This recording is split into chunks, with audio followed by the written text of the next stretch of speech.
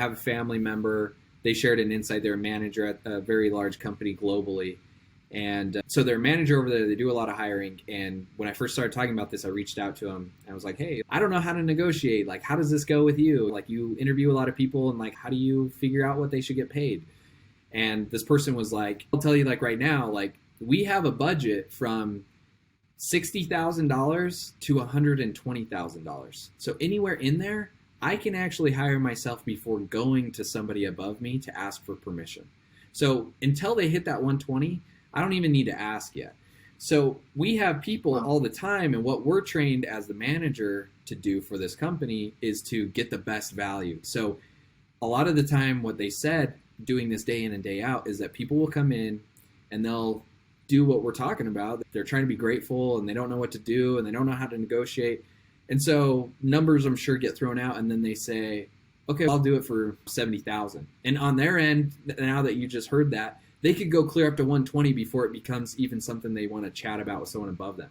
So 120, and they probably have way more room, not way more, but they probably have more room above that the company's still willing to do given the skills that person possesses. So I think on top of this, keep that into consideration is none of us actually know when we go into these things, what is their cap, and like, for all I know, they could have gave me the bottom of the barrel first and just seeing if I'm going for it. And chances are a lot of us do. I think I read a stat about it and it was like something crazy. 40% of people don't even try to negotiate what they're offered. So most of the time, these people aren't going to be haggling back and forth. And even if they do, that's what that person does for a living. They're not taking offense to what you're doing. They know the game. They know that you're going to negotiate. They know that if you start negotiating, that's what their job is to do. So I would keep that in mind. I think that thing is huge. That is something that I wish I would have known at a younger age, quicker in my career.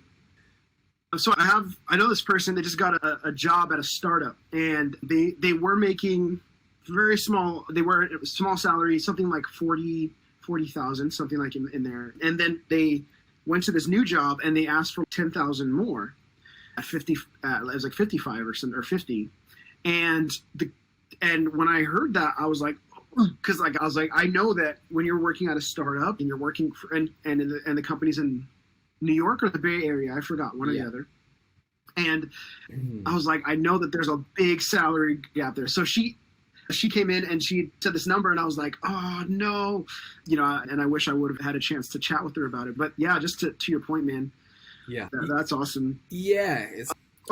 I was just going to say, just to drive that home, it's like you said, I mean, you just don't know what that number is. And to your point, especially if they are in some area, I know you're out in California, but out in California, New York, some of these places, especially like for me where I'm in Utah, where it's a little more moderate as far as like our economy and stuff out here. So it's, if it is out there, then I do need to incorporate that. Okay, it should be much higher for what they're offering if the company's based out there.